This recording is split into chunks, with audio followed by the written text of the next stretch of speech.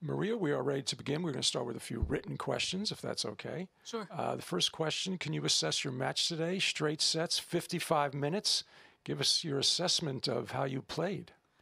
Well, first of all, I needed that straight set win because I've had some tough matches in the beginning of the tournament, so my body needed that, and it was good, to get some like a quick time on court. I think I played great, super solid and served well. Came up with some good shots when I had to, so very happy with my performance. Okay, if you could just look to the monitor to your left, the blue monitor to your left, we have a question from Willie Weinbaum from ESPN. Assuming just for the purpose of this question that your next opponent is Serena, what were the keys to beating her last week, and what will be the keys against her now? It's Serena is Serena, and you have to come up with some great tennis. Otherwise, there's no chance against her. So the keys were to stay, to make the match as physical as I could, and that's most like the tactic with most of the players that I play. Basically, you never know what you're gonna get with Serena because she can come up with some amazing game and amazing shots. So, I just want to enjoy today, my win, and start thinking about that tomorrow. Thank you very much. Let's go now to the video board right in front of you. Let's go to Cindy from the New York Times. Cindy, good afternoon. You are live with Maria. Hi, Maria. Could you tell us, your mother was a very respectable player, and in fact, I covered her. Best last name ever in tennis, Kanalapaloo. Yeah. Can you tell me what's the most valuable piece of advice that she has given you? It's gonna sound a little bit silly, but since I was a young kid, I was putting a lot of pressure on myself. That's the way I was as a character. So she would be like just go in and enjoy it. It sounds very common, but that's the thing that she has been telling me since I was 11 and up until today. To be honest, now she's even like, come on, and if you lose, what happens? Like, for example, in Palermo, she didn't want me to go there because she was scared of the virus. So before the match, she was like, you know what? Even if you lose, I don't care. You can come back home safe. So she's super relaxed, and she really wants me to enjoy because she knows that that doesn't last forever. Thank you. Thank you, Cindy. Let's now go to Courtney from the WTA. Courtney, you are live. Hey, Maria, congratulations. Thank you. Can you talk a little bit about, obviously you made the round of 16 for the first time in Australia. Now you're doing it again, second straight slam.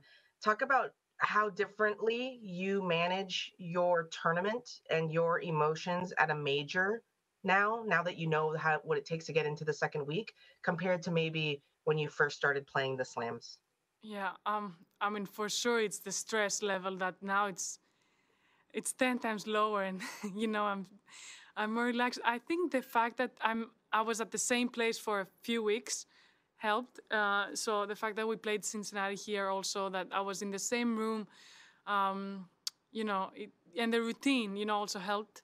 So it wasn't stressful for me, coming into a slam. Of course, it was a bit more than Cincinnati, but I don't know. I managed it well, so probably the routine, I would say, helped.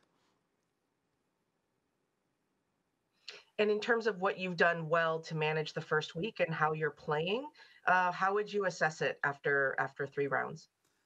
So I think the first 2 matches were kind of ugly, but I found a way to win, which gave me a lot of confidence. Actually, as I said in some previous interview, it gave me more confidence, like my previous match with Pera, than winning 6-2, 6-2. So I really came out of the match and told Tom that, you know what, I'm super happy with the way I found the solution to win.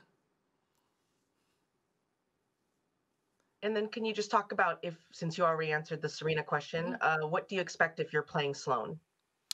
Well, Sloane, you know what? We've practiced once only, or twice, and of course, when she's in the US, she plays even better than the usual, and she has won here, so she's familiar with the conditions. She's a solid player, and when she's on, she's very tough to play because she's an all-around player. I think she has a good forehand. She runs around. But you know what? I trust my game, and I trust the way I'm playing now and the mentality I have on court. And I just believe that I can win. I can win my next match, or I'll try to win. Thank you very much. Thank you. Let's continue with the video board, and let's go to Chris from usopen.org. Chris, good afternoon. You're live. Hi, Maria. Well played today. Congrats. Thank you. You mentioned on court that you either saw or knew about Stefanos' loss last night, which was so difficult. I wonder, I know you guys are close. Have you gotten a chance to talk to him? And if you didn't, what would be your message to him to kind of get him in a more positive state of mind after that loss? Yeah, no, I didn't. I mean, I know it's tough. I didn't want to text him or anything so soon because I know it hurts, and for sure, I've never played 5 sets in my life, and I'm sure it's gonna hurt even more. And God, I can feel. I mean, we feel for him, every single player, because it's tough, losing after having 6 match points.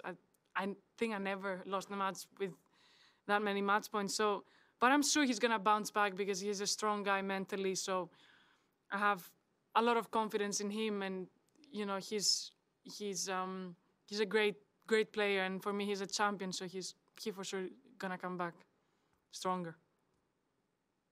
And you feel ready to rise to the challenge now of representing Greece? Yeah, I am. Without Stefanos, unfortunately. I mean, it would be great, to have both of us, going deep. It would be, but I'm sure it's gonna happen one day. I'm pretty confident.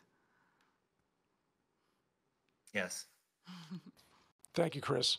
Maria, if you could look once again to the left to the monitor. Mike McIntyre of Tennis Canada writes, what part of previous U.S. Opens, when there were no restrictions, do you miss the most? The private transport and not having to take the bus that takes an hour and a half to come on site. To be honest, nothing else. I mean, of course, they're not having funds, but that bus ride sometimes, like yesterday, that was Friday afternoon, it took us forever. Great answer. Let's go back to the video boards. Let's go to Reem from DPA. Reem, you're live. Hi, Maria. Maria, I remember when I spoke to you in the past, you used to say that you really wanted to make the second week of the slam, and you felt you had a few third rounds and you couldn't make that next step. Mm-hmm. Now that you've made it in the past, this slam and the last one, I'm wondering for you, is the mentality different in your approach to the majors? What difference do you see in yourself? Is it a matter of comfort, confidence? Can you just talk about that element? I think, of course, the fact that I broke that, let's say, wall in Australia, because I was stuck. I was stuck for many years to the third round. It helped me a lot this time.